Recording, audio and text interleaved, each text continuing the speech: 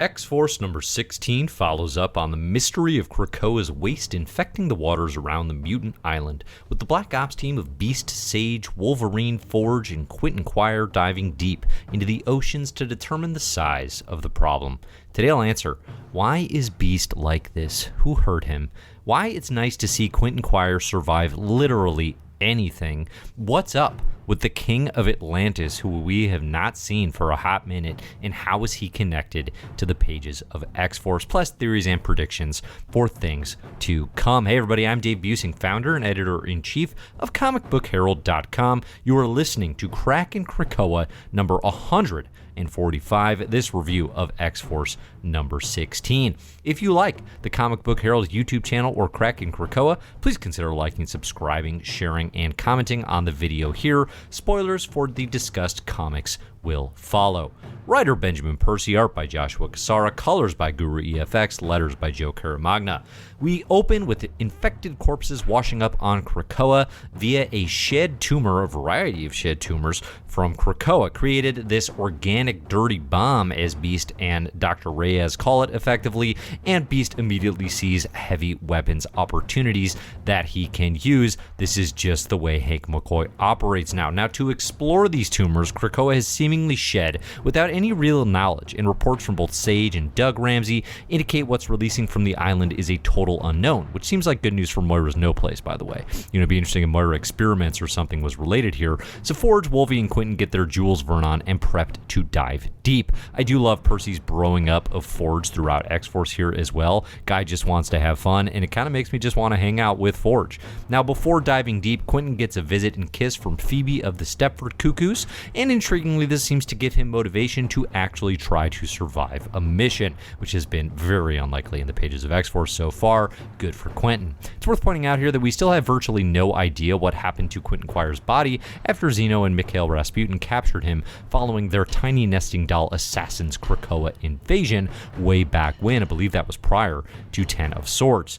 There were a few things I liked about the Marauders nautical mission, or not the Marauders, X-Force, pardon me, such as Wolverine sinking way faster than Forge and Quentin due to his adamantium skeleton, but mainly I'm here for Joshua Cassara and Guru-eFX continuing their stunning work on X-Force with all manner of beastly ocean creature, including the Leviathan that sears its memory onto Logan's sleepless nights. I mean, there's a lot of great art in the X-Office, and I think Pepe Larraz and Marty Gracia are kind of the undisputed GOAT until they decide they don't want the title anymore, but between the Ten of Swords, Wolverine, Psychic Warscape, and X-Force, Cassara is my favorite and really in line for a star turn with Marvel. The X-Office would be, out of their minds to let it happen, but I could see Cassara jumping to Venom after the recently announced conclusion of Venom by Donny Cates and Ryan Stegman. That would actually be a really good fit there. Now, in regards to Wolverine's Leviathan pal, there's a non-zero chance that this could be a deep-cut reference to Grant Morrison's Here Comes Tomorrow, his Days of Future Past last arc riff from early 2000s New X-Men. While Mermax, this mutant whale, or not necessarily a mutant, it's not a confirmed mutant, this highly intelligent whale is a part of the X-Men team in that alternate future, and if Percy and company are plotting to include more whales in Krakoa, I for one heartily co-sign.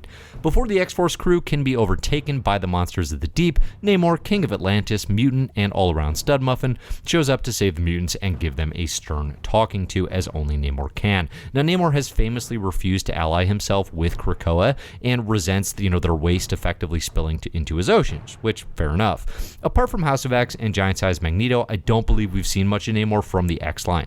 The character is currently caught up in the absolute wackiness of Jason Aaron's Avengers Phoenix tournament, so, wait and see on that front whether any Phoenix ramifications come here, but there's some really interesting stuff with Namor, specifically in the pages of X-Force, that actually I find way more interesting than what's happening in Avengers. Now, Namor's reaction to the Krakoan tumors is especially interesting to me. Namor senses a sentient presence and wonders aloud, imagine if it claimed me, would it use me as Xavier is using Krakoa?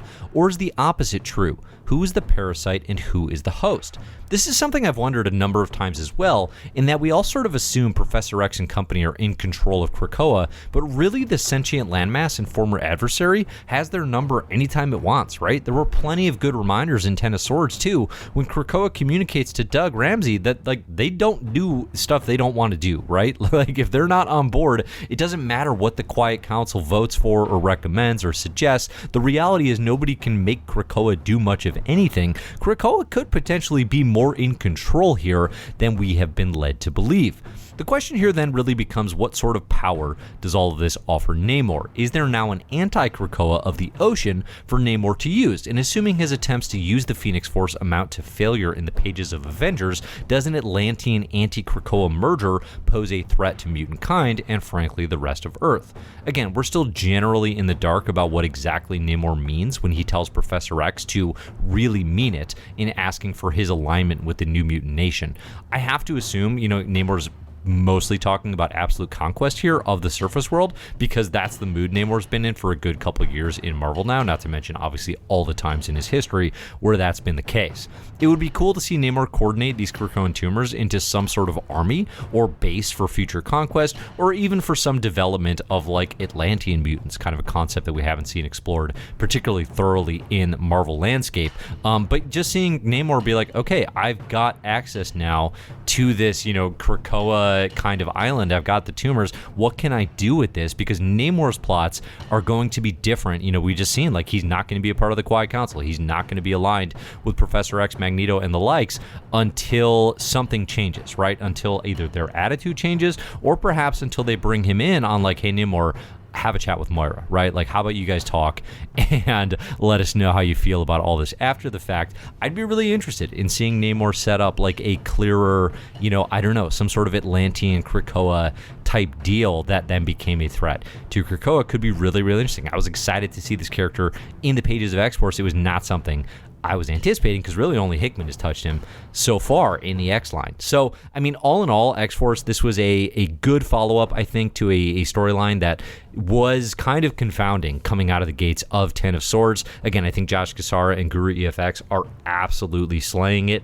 on this book. It's some of the best art in Marvel right now. Issue number 17, the Krakoan reads Omega. Okay, so we're obviously going to have a focus here on Quentin Quire, hopefully leaning into the fact that, again, like, not only has his code name at times been Kid Omega, okay, so it's like it's a reference to what his code name has been, but also how about the fact that he's actually an Omega level mutant and has not been behaving like one, has not really had the opportunity to explore, like, what should it mean for one of these mutant teams to have an Omega level power on their team? I mean, I think you could ask a similar question with Marauders, right? You have Storm, you have Iceman. It's like you have these Omega level mutants, but they're kind of just floundering and sort of acting in a capacity that puts them on par with basically all the mutants around them, when in reality they should probably stand out a bit more. So I don't know if it'll dig that deep so much as, I mean, the cover makes it look like, it's going to be a day in the life of Quentin Quire on a date with, Phoebe of the Stepford Cuckoos, but we'll see. I'm curious to see. This book remains very interesting, and again, artistically,